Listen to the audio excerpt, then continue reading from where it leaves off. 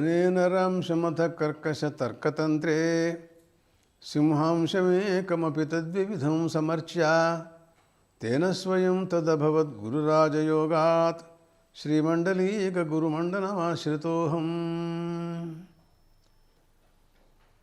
యోగేన చిత్తస్య పదేన వాచాం మలం శరీరస్య చ వైద్యకేన యోగేన చిత్తస్య పదేన వాచాం మలం శరీరస్య చ వైద్యకేన యో అపాకరోత్తం ప్రవరం మునీనాం పతంజలిం ప్రాంజలిరానతోస్మి. ఆబాహుపురుషాకారం శంఖచక్రాసిధారిణం సహస్రశిరసం శ్వేతం పతంజలిముపాస్మహే. యోగ దర్శనంలో అథ యోగానుశాసనం అనేటటువంటి ప్రథమ సూత్రంలో పతంజలి మహర్షి యోగ శబ్దానికి సమాధి అని అర్థం చెప్పారు. ఆ సమాధి అసంప్రజ్ఞాత సమాధి ముఖ్యమైనటువంటిది. దానికి పూర్వరంగంగా సంప్రజ్ఞాత సమాధి అని కూడా ఒకటి ఉంటుంది. ఏది ఏమైనప్పటికీ అసలు వారి దృష్టిలో అసంప్రజ్ఞాత సమాధే సమాధి. కానీ ఈ సమాధి సిద్ధించాలి అంటే కొన్ని అంగాలు ఉన్నాయి. వాటిని యోగాంగాలు అంటారు.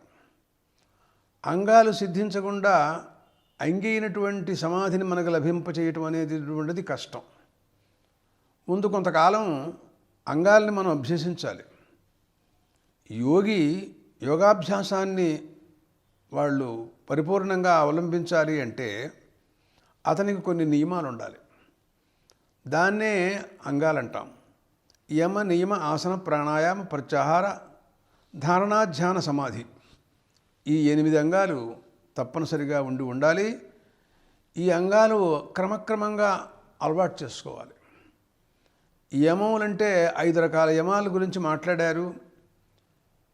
అవి అభ్యసించిన తర్వాత వాటి వల్ల వచ్చే ప్రయోజనం ఏమిటో చెప్పారు. అట్లా నియమాలంటే 5 నియమాల గురించి మాట్లాడారు. వాటి ప్రయోజనాల గురించి కూడా చెప్పారు. యోగాంగాలలో 3వ అంగం ఆసనం. దాని గురించి మాట్లాడుతూ పతంజలి మహర్షి అన్నారు, స్థిర సుఖం ఆసనం అన్నారు ఆయన. స్థిరంగా ఉండాలి ఆసనం ఎప్పుడు కూడా. ఆసనాల గురించి మాట్లాడుతూ స్వస్తికం, గోముఖం, పద్మం, వీరసింహాసనే, భద్రం, ముక్తాసనం, మయూరాసనం, సుఖాసనం అని 9 రకాల ఆసనాలు ఉన్నట్లుగా ఉపనిషత్తులు చెబుతున్నాయి. చివరిది ఏమిటి అంటే సుఖాసనం 9వది. ఆ సుఖాసనాన్ని పతంజలి మహర్షి కూడా అంగీకరించి స్థిర సుఖం ఆసనం అన్నారు ఇక్కడ. అయితే ఇప్పుడు మనం ఈ సుఖాసనాన్ని కల్పించుకోవాలి. ఎట్లా కల్పించుకోవాలి? అసలు యోగి ఎక్కడ కూర్చుని ధ్యానం చేయాల్సి ఉంటాడు? అతనికి శరీరం, శౌచం అవన్నీ కూడా మనం చెప్పున్నాం. గీతాచార్యుడు భగవద్గీతలో మాట్లాడుతూ అన్నారు, శుచౌ దేశే ప్రతిష్టాప్య స్థిరమాసనమాత్మనః నాత్యుచ్ఛ్రితం నాతి నీచం చైలాజన కుశోత్తరం అన్నారు ఆయన. శుచౌ దేశే ప్రతిష్టాప్య స్థిరమాసనమాత్మనః, పవిత్రమైనటువంటి తీరాల్లో ఉండమన్నారు. దాని ఉదాహరణ ఇస్తూ అందరూ ఏం చెప్పారంటే గంగానదీ తీరం, ఇలాంటి ఉత్తమోత్తమైనటువంటి లేతే గిరి గుహలు, ఇలాంటివన్నీ కూడా వాళ్ళు చెప్పారు. అటువంటి దాంట్లో ఆసనం స్థిరంగా ఉండాలి ఆసనం అన్నారు. ఏమిటి ఆ స్థిరత్వం అంటే ఏమిటి అని విచారిస్తే నాత్యుచ్ఛ్రితం నాతి నీచం అని అన్నారు ఆయన. మరీ ఎత్తు మీద కూర్చోమొకన్నారు. ఇప్పుడు మనం ఒక ఉదాహరణకి పర్వతం ఉందనుకోండి, మనం కనకదుర్గ ఒక ఉమాదిరి పర్వతం, వెంకటేశ్వర స్వామి పర్వతం ఉందంటే అది మరీ పెద్దది. అలాంటి దాని మీద కూర్చున్నాం అనుకోండి, కింద చూస్తుంటే చాలా చిత్రంగా కనపడుతుంది ప్రపంచకం తాను. ఒకప్పుడు కళ్ళు తిరుగుతాయి కూడాను. అందువలన నువ్వు మరీ ఎత్తైనటువంటి ఆసనం మీద కూర్చోమోక. దానివల్ల ఏం ప్రమాదం వస్తుందంటే పడిపోవచ్చు, కళ్ళు తిరగచ్చు, అసలు అనుకున్నటువంటి యోగం కుదరదు. అలా అని శాంతం కింద కూర్చోమోకన్నారు. నాతి నీచం, మరీ కింద కూర్చోమోకన్నాడు. కూర్చుంటే మరీ నేల మీద ఒకప్పుడు దోమలు చీమలు కూడా కుట్టి వీటికి యోగం కుదరకుండా పోవచ్చు. కాబట్టి మధ్యరకంగా ఉండాలి. తర్వాత కింద మనం దేని మీద కూర్చోవాల్సి ఉంటాము అని ఆలోచిస్తే చైలాజిన కుశోత్తరం అని ఒక మాట ఉంది ఇక్కడ. చైలం అంటే వస్త్రం, అజనం అంటే కృష్ణాజనం లాంటిది, కుశం అంటే దర్భలు. ఇది క్రమంగా రాశారు దీంట్లో. ముందు వస్త్రం, తర్వాత కృష్ణాజనం, తర్వాత దర్భాసనం అన్నట్టుగా కనపడుతోంది.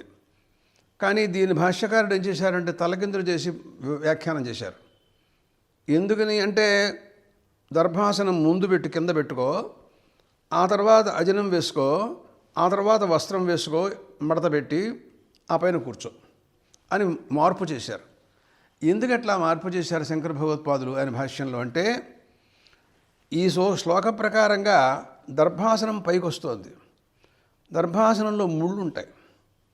అవి కనుక గుచ్చుకున్నట్టయితే అమాంతంగా అసమాధిలో ఉన్నవాడు గభిక్కుని మెలకు వచ్చేస్తుంది, వాడికి దెబ్బతింటాడు, సమాధి పోతుంది. అందుకోసం మార్పు చేశారు. అయితే ఆ ప్రకారంగా చూసినట్లయితే వస్త్రం పైకి వచ్చింది, కృష్ణాజనం మధ్యలో ఉంటుంది, దర్భాసనం కింద ఉంటుంది, వస్త్రం మడత పెట్టింది పైన ఉంటుంది. దీని మీద కూర్చోవచ్చా అని విచారణ చేస్తే ఇది గృహస్థులకు సంబంధించినటువంటి విషయంగా కనపట్టలేదు. ఇది కేవలం ముముక్షువులకు సంబంధించి వానప్రస్థాశ్రమంలో ఉన్న మహాత్ములకి వాళ్ళ కోసం కనుక వస్త్రం మీద కూర్చోవడం అనేది వాళ్ళ విషయంలో దోషమేం లేదు, వాళ్ళకే తప్పేం లేదు, పనికొస్తుంది, ముముక్షు ప్రకరణం కనుక అని దానికి సమాధానం రాశారు కింద వ్యాఖ్యాతలు.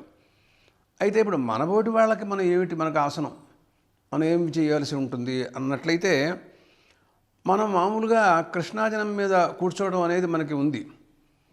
మా గృహస్థులందరూ కూడా కృష్ణాజనం మీద కూర్చుని చేసుకుంటూ ఉంటాం కదా. లేక దర్భేశ్వాసీనో దర్భాంధారయమాణ అని దర్భాసనం అనేది కూడా మనకి విహితమై ఉంది. అయితే దాన్ని మనం ముళ్ళు లేకుండా జాగ్రత్తగా సన్నగా ఉండదుగా చూసుకోవాలి. లేకపోతే కంబళం కానీ లేకపోతే చిత్రాసనం కానీ ఇలాంటివి మెత్తగా ఉండేటటువంటి వాటిని మనం ఉపయోగించుకుంటే శరీరం కింద పృష్ఠభాగానికి ఎటువంటి ఇబ్బంది లేకుండా ఉంటుంది అనే విషయాన్ని మనం గుర్తెరగాల్సి ఉంటాం. తరువాత వ్యాఘ్రచర్మ కూడా చాలా గొప్పది అని ఒక మాట ఉంది. అది మోక్షకాములు వ్యాఘ్రచర్మ మీద కూర్చుంటారు అని ఒక మాట. దానికి ఒక వాక్యం ఉంది. కాళిదాసు, మహాకవి కాళిదాసు కుమార సంభవంలో మహాకావ్యంలో ఒక శ్లోకం ఇచ్చారు. శంకరుడు కూర్చున్నటువంటి విధానం ఆ శ్లోకం. ఆయన ఒక దేవదారు వృక్షం వేదిక, మామూలుగా బిల్వపత్రం వేదిక మీద కూడా కూర్చుంటుంటారు మర్రి చెట్టు మన కొన్ని చోట్ల.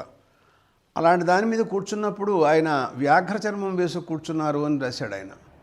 అని అంటాడు, ఎందుకోసం ఈ ప్రసంగం వచ్చింది అంటే, దేవతలందరూ మన్మథుణ్ణి ఆయన దగ్గరికి పంపించారు. ఆయన బాణంతో ఆయన స్వాధీనపరుచుకోవాలని వచ్చాడు. అదంతా కథ. అంటే కుమారస్వామి జన్మించడం కోసమని వాళ్ళు చేసే ప్రయత్నాలు అవి. ఎందుకంటే రాక్షసులు, తారకాసుల సంహారం జరగాలని. ఆయనేమో 3 కళ్ళు, 3వ కన్ను తెరిచాడు అంటే అగ్ని భస్మైపోతాడు. అయినాడు, ఆ పని జరిగింది కూడాను. ఆ సందర్భంలో ఒక శ్లోకం అంటారు ఆయన, సదేవదారు ద్రుమవేదికాయాం శార్దూల చర్మ వ్యవధాన వచ్చాం. దేవదారు వృక్షం దానికి చుట్టూరా వేదిక, దాని మీద కూర్చున్నట్టు ఆయన శార్దూల చర్మం వేసుకున్నటువంటి వ్యాఘ్ర చర్మం. మోక్షశ్రీ వ్యాఘ్ర చర్మణి అన్నాడు మల్లినాథ సూరి. మోక్షశ్రీ ఉంటుంది కదా దాని మీద కూర్చున్నట్టయితే మోక్షం వస్తుంది అని మహాత్ములు, యతీశ్వరులు, చాలా మహాత్ములు, పరమాచార్యుల వారు అలాంటి వారు దాని మీద కూర్చుని ఉంటారు. అటువంటి దాంట్లో ఆసీనాసన్న శరీరపాత త్రియంబకం సంయమి నందదర్శ. అతను ఇంకా అయిపోతాడు, ఇంకా నిలవలేడు. ఆయన ముక్కంటి, 3వ కన్ను తెరిచాడు అంటే అయిపోతాడనమాట.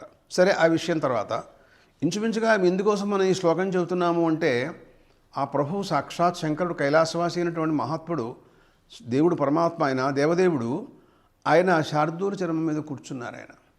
ఎందుకన దాని గురించి విశేషం ఏమిటంటే మల్లినాథుడు అన్నమాట ఏమిటంటే మోక్షశ్రీ వ్యాఘ్రచర్మ, మోక్షశ్రీ లభిస్తుంది వ్యాఘ్ర చర్మం మీద కూర్చుంటే అని అన్నారు. అందుకోసమని ఈ రకంగా విధానాల్లో మార్పులు ఉన్నాయి. ఎవరు ఏ ఆశ్రమంలో ఉన్నారో, ఎవరి మనస్సులు ఎలా ఉన్నాయో, ఎవరు ముముక్షువులో, ఎవరు రాగులో వాళ్ళకే తెలియాలి తప్ప మనం నిర్ణయించడానికి లేదు.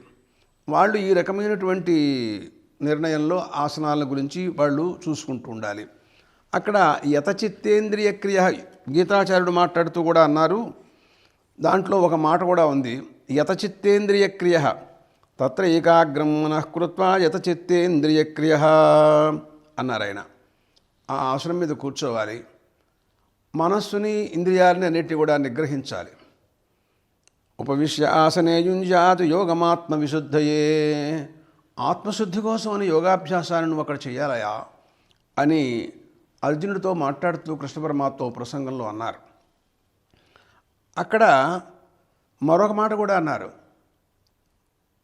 సమంకాయ శిరోగ్రీవం ధారయన్ అచలం స్థిర సంప్రేక్ష్య నాసికాగ్రం స్వం దిశశ్చ అనవలోకయన్ అని ఒక శ్లోకం వచ్చారు. అక్కడ కూర్చున్నవాడు ఎలా ఉండాలి అంటే ఆయన సమంకాయ శిరోగ్రీవం, శిరస్సు మెడ ఉరస్సు ఇది ఏకాకారంగా ఉండాలి అన్నారు ఆయన. అంటే ఇలా మనం వాలిపోయినాం అనుకోండి, మెడ వాలిపోతుంది, తలకాయ వాలిపోతుంది.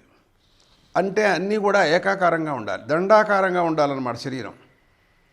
అలా ఉండాలి అంటే శరీరానికి ఆహార సామ్యస్థితి ఉండాలి శరీరానికి. అంటే ఎంతవరకు ఆహారం శరీరానికి యోగానికి కుదురుతుందో అంతవరకే. ఆహార నియమాన్ని గురించి కూడాను ఒక ఉపనిషత్తులోనూ గీతాచార్యులు కూడా చెప్పారు. యోగికి ఎలాంటి ఆహారం తీసుకోవాలి, అతనికి సాత్విక ఆహారం ఏదేది అవే దాని గురించి మాట్లాడతారు. కాబట్టి అది కూడా ఆహారం శరీరంలో ఎంతవరకు దీనికి ఉపయోగిస్తుంది, ఖాళీగా ఎంత చోటు ఉండాలి, ఎంత గాలి కోసం ఎంత చోటు వదిలిపెట్టాలి, నీళ్లు ఎంతవరకు లోపల ఉండాలి, అలాంటి నియమాలని కూడా వాళ్ళు చెప్తారు. అలాంటి వాడే యోగాభ్యాసానికి కుదురుతాడు, కానీ లేకపోతే యోగాభ్యాసం వాడికి జన్మలో కుదరదన్నాడు. వాడి గురించి మాట్లాడుతూ అన్నారు ఆయన, నాత్యశ్నతస్తు యోగోస్తి నచైకాంత మనశ్నత, మిక్కటంగా తినేవాడికి యోగం కుదరదన్నాడు వాడి జీవితంలో మొత్తం మీద. అలా అన్నాడు కదా అని నచైకాంత మనశ్నత, అసలు తింటం మానేశాడు అనుకోండి పడిపోతాడు మనిషి. నచాతి స్వప్నశీలస్య, ఎక్కువగా నిద్రపోయేటటువంటి స్వభావం కలవాడు ఉంటాడు అనుకోండి, వాడికి కుదరదు. అలా అన్నాం కదా అని ఉద్దేశంతో తెల్లవాళ్ళు మెలుకుగా ఉన్నాడు అనుకోండి, వాడికి కుదరదు. ఇలా నియమాల గురించి మాట్లాడుతూ ఈ రకమైనటువంటి ఆసన విధానాన్ని యోగాభ్యాసాన్ని గురించి ఈ ప్రసంగం చెప్పారు. ఇదే శ్వేతాశ్వతరోపనిషత్తులో త్రియున్నతం అనేటటువంటి ఒక మంత్రం కూడా ఉంది. ఈ యోగాభ్యాసానికి ఆసన నియమాన్ని గురించి శ్వేతాశ్వతరోపనిషత్తు కూడా మాట్లాడింది. అంటే ఉపనిషన్మర్యాదలో కూడా యోగాభ్యాసానికి సంబంధించిన విషయాలు దీంట్లో ఉన్నాయన్న సంగతి మనకి స్పష్టంగా కనపడుతోంది. ఇంకా యోగాన్ని గురించి కూడాను చాలా చోట్ల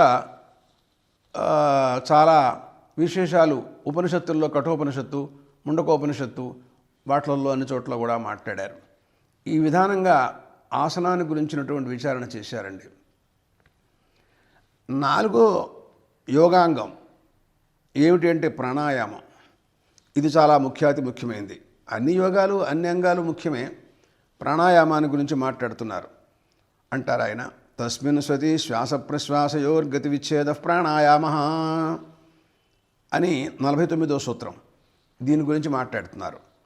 తస్మిన్ సతి అంటే ఆసనం గనక స్థిరంగా కుదిరినట్లయితే శ్వాస ప్రశ్వాసయో గతి విచ్ఛేద, శ్వాసము ప్రశ్వాసము అంటే గాలిని మనం బయటికి విడిచిపెట్టడం, లోపలికి తీసుకోవటం ఈ నాసారంధ్రాలలో ద్వారా, అది మామూలుగా జరుగుతూ ఉండేటటువంటి పని, యోగం కాదు, ఏం కాదు.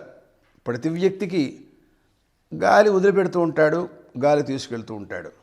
దీన్ని శ్వాస ప్రశ్వాసలు లేకపోతే ఉచ్ఛ్వాస నిశ్వాసలు అని పేర్లతో మనం వ్యవహరిస్తూ ఉంటుంటాం. అయితే మనం ఇక్కడ చేయాల్సింది ఏమిటంటే వాటి యొక్క గతిని ఆపేస్తాడు యోగి యోగాభ్యాస బలం వలన.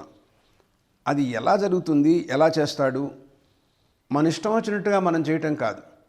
దానికి ఒక శాస్త్రము, దానికి గురువు యొక్క అనుగ్రహము, గురువు చెప్పినటువంటి విధాన ప్రకారంగా దీంట్లో మనం ప్రవర్తించాలి అని కూడా ఉపనిషత్తుల్లో ఉంది.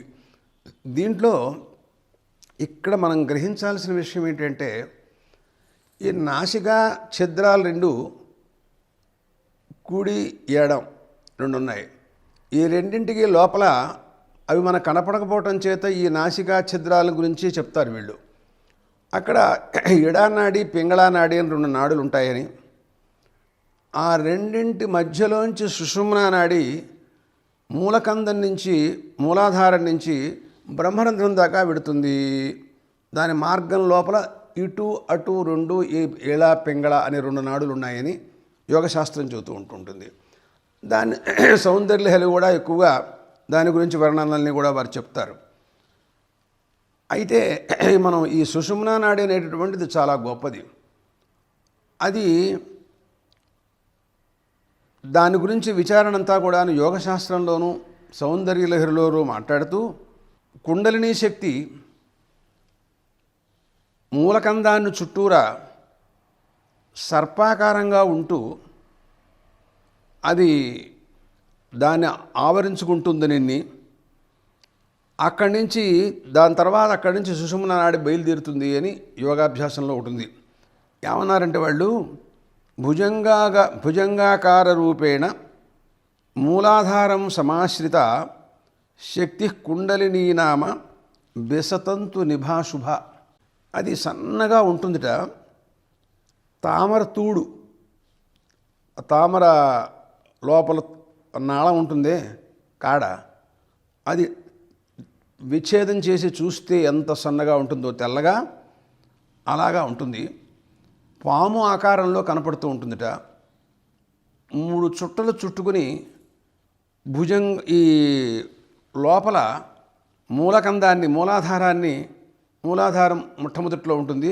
అనాహతం, విశుద్ధం, మణిపూరం, ఆజ్ఞాచక్రం, ఇలా సహస్రారం దాకా చివరి దాకా లోపల చక్రాలు ఉన్నాయని, విష్ణుగ్రంథి, రుద్రగ్రంథి, మరి ఇలాంటివి గ్రంథుభేదనం కూడా జరుగుతూ ఉంటుందని ఇదంతా యోగశాస్త్రంలో చెప్తారు. ఈ సుషుమ్నా నాడి ఇది చాలా గొప్పది. యోగులు ఈ సుషుమ్నా నాడి ద్వారా బ్రహ్మరంధ్రంలోంచి వాళ్ళు కపాలభేదం చేసుకుని ఊర్ధ్వలోకంలోకి పెడతారు అని ఆ శాస్త్రజ్ఞులు చెప్పేటటువంటి మాట. దీని ముక్తి మార్గం అని దీనికి పేరు. సుషుమ్నా బ్రహ్మరంధ్ర అవ్యక్త చైవ విజ్ఞేయ సూక్ష్మా సా వైష్ణవీ స్మృత అనే శాస్త్రాలలో ఇవన్నీ మనకు అలా కనపడుతున్నాయి. దాన్ని బట్టి మనకేం తెలుస్తోంది అంటే ఈ సుషుమ్నా నాడి క్రమంగా ఈ ప్రాంతానికి వచ్చినప్పుడు అటుపక్క ఇటుపక్క ఇంకా 14 నాడులు ఉన్నాయని ముఖ్యాతి ముఖ్యమైనటువంటివని, ఆ వాట్లల్లో కల్లా ఇడా పింగళా నాడి ముఖ్యమని, ఇది ఎడం పక్కన ఉంటుందని ఎడా, కుడి పక్కనేమో ఇది ఉంటుంది, దక్షిణ పింగళ అనేటటువంటిది కుడి పక్కన ఉంటుందని ఈ వ్యవస్థ అంతా దీంట్లో కనపడుతోంది. దీని గురించి సౌందర్యలహరిలో చూసినట్లయితే శంకర భగవత్పాదులు శ్లోకం చెప్పారు. మహిమూలాధారే కమపి మణిపూరే హుతవహం స్థితం స్వాధిష్టానే హృది మరుతమాకాశముపరి మనోపి భ్రూమధ్యే సకలమపి భిత్వా కులపథం సహస్రారే పద్మే సహ విరసి పచ్చా విహరసే అనంటూ ఒక శ్లోకం ఇచ్చారు.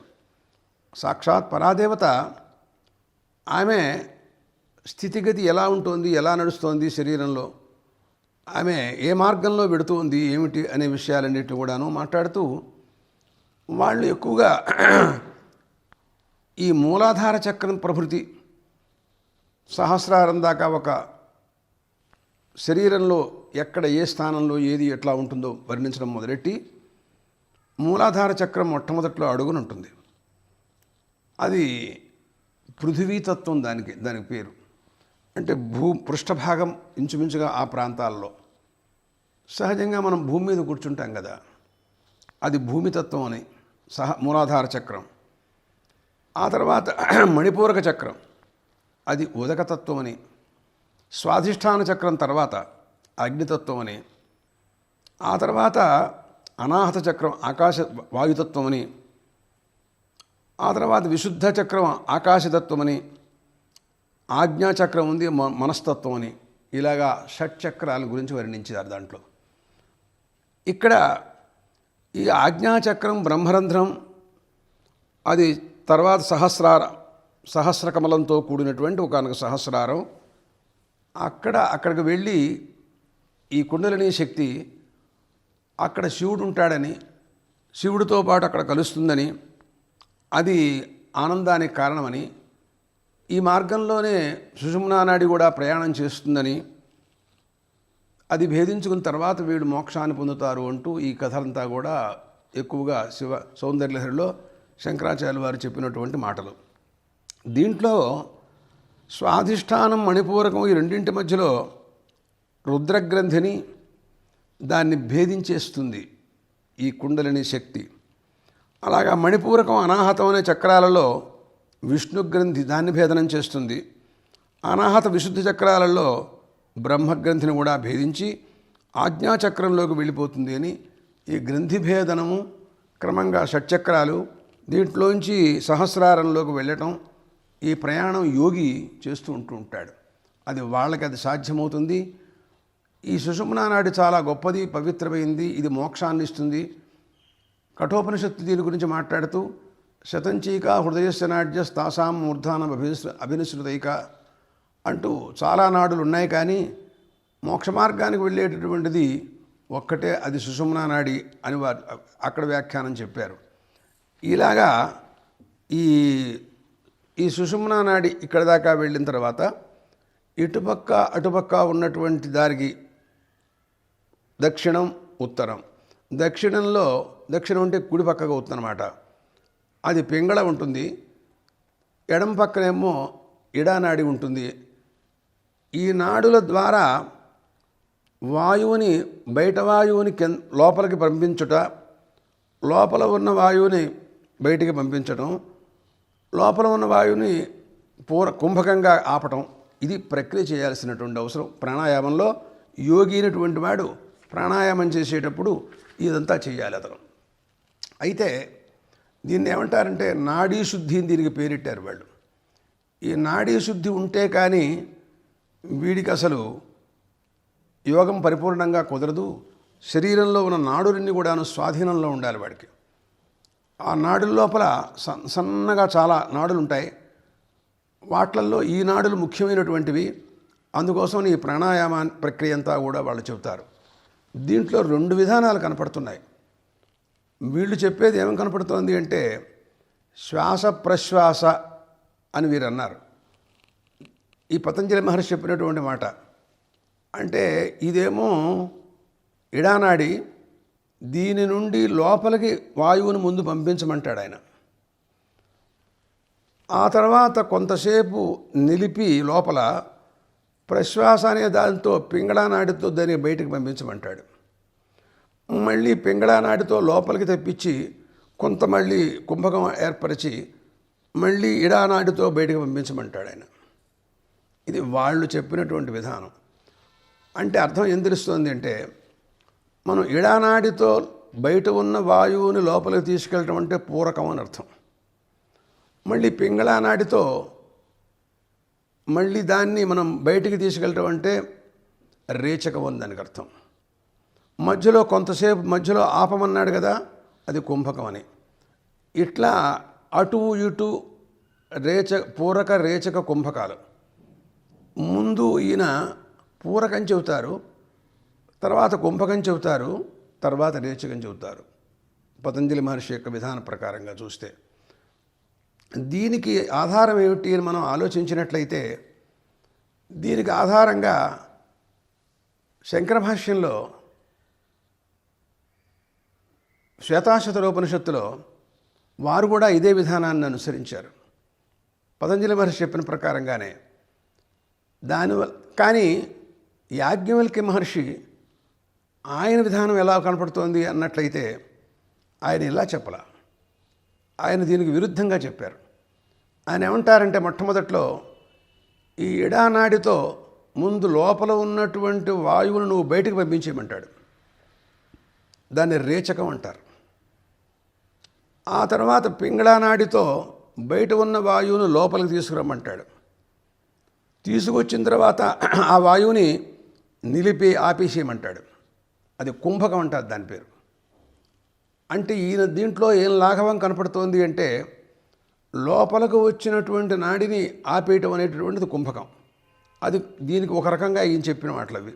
ఇది యాజ్ఞవల్క్య మహర్షి తన గ్రంథాల్లో మాట్లాడినట్టుగా మనకు వ్యాఖ్యాతలు అందించారు. ఇట్లా ప్రాణాయామాన్ని గురించినటువంటి విధానాలన్నీ కూడాను కనపడుతున్నాయి. ఈ రకంగా ఇదంతా గురువు యొక్క అనుగ్రహంతో గురుణోక్త ప్రకారేణ రహస్యేవం సమభ్యసేతు అన్నారు ఆయన. గురువు చెప్పిన ప్రకారంగా రహస్యంగా ఈ విజ్ఞానాన్నంతటినీ కూడా పొంది తర్వాత నువ్వు అభ్యాసం చేయవలసి ఉంటావు అని కూడా ఒక మాట అన్నారు. ఇక్కడ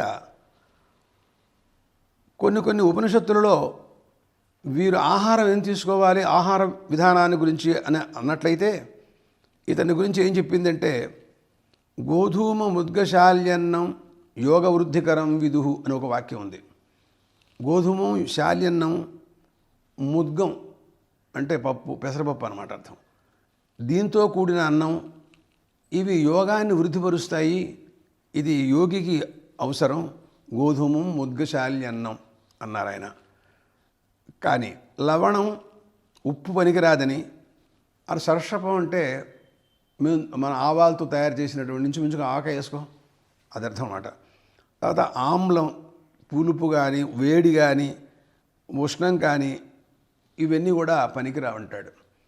గీతాచార్యుడు శ్రద్ధాత్రయ విభాగ యోగంలో మాట్లాడుతూ అతి వేడిగాను అతి కారంగాను ఎక్కువ ఉప్పుగాను ఇలాంటివన్నీ కూడా రాజస తామస ఆహారాలని వారు నిషేధించారు. అవి వీళ్ళు కూడా ఆ మాటే చెప్పారు. చివరికి మాట్లాడుతూ ఇంకా ఏమన్నారంటే స్నానం, ఉపవాసాదులు ఈ యోగికి ఉపవాసం చేయాలా అక్కర్లేదా? ఇప్పుడు మామూలుగా ఏకాదశి ఉపవాసం అంటూ కొంతమంది ఉపవాసాలు చేస్తుంటారు. అతనికి అక్కర్లేహ. ఎందుకంటే ఒకే నియమంలో ఉంటాడు. ఇప్పుడు ఆహారం ఒకే రకంగా ఆహారం ఎప్పుడూ ఒకే రకంగా తీసుకుంటుంటాడు అనుకోండి, బ్రహ్మచారిగా అసలు ఉపవాసాలు లేవు, వాడు ఉపవాసాలు చేయక్కర్లా. అది ఉపవాసం అనేటువంటిది గృహస్థికి ఒక్కడికే ఉంటాయి, సన్యాసికి కూడా ఉంటాయి. కానీ ఇక్కడ ఏం చెబుతారంటే వీళ్ళు ఈ శాంతం ఉపవాసం చేస్తే యోగాభ్యాసం కుదరదు. మన వాళ్ళకి ఉపవాసం అన్నాడు అంటే ఏకాదశి నాడు, ద్వాదశి నాడు దీని విలువ తినేశాడనమాటే కదా. అది దెబ్బ, శరీరంలో తేడా వచ్చేస్తుంది. కాబట్టి ఎంత ఆహారం మనం తినాలో అంత ఆహారం అట్లా దాని నియమ ప్రకారంగా నడిపించాలి. స్నానం దాని గురించి కూడా కొన్ని నియమాలు చెప్తారు వాళ్ళు. ఇలాంటి నియమాలతో ఉంటే తర్వాత రస్యా స్నిగ్ధ స్థిరా హృజ ఆహార సాత్విక ప్రియ అన్నాడు గీతాచార్యుడు భగవద్గీతలో మాట్లాడుతూ. ఆ రస్యం అన్నాడండి, రసద్రవ్యం ఎక్కువగా తినటం మంచిదన్నాడు. తర్వాత హృద్యాహ మనోహరంగా ఉండాలి తినేది. స్థిరాహ అన్నాడు, అంటే మహర్షులు కందమూల ఫలాలు తింటారు. ఇప్పుడు స్థిరమైన పదార్థాలు తినడానికి మనం వీల్లేదు. అసలు మనకి 2 గంటలు అరిగిపోవాలి, మళ్ళీ తినాలి. అది విధానం. మనం ఇప్పుడు ప్రస్తుతం ఉన్న పరిస్థితి అలా ఉంది. కానీ ప్రాచీన కాలంలో అలా లేదు. ఇలాంటివన్నీ నియమాలన్నీ కూడా వారు చెప్పారు. ఈ ప్రకారంగా ప్రాణాయామాన్ని గురించి ఈ విధానాలన్నీ కూడాను మనం తప్పకుండా చేసి తీరాలి. దీనివలన అభ్యాసం చేయడం వల్ల నీకేం ఫలం వస్తుంది అని మాట్లాడుతూ దానివలన ప్రాణాయామ ఫలాన్ని గురించినటువంటి సూత్రం పతంజలి మహర్షి రచించారు. చూద్దాం.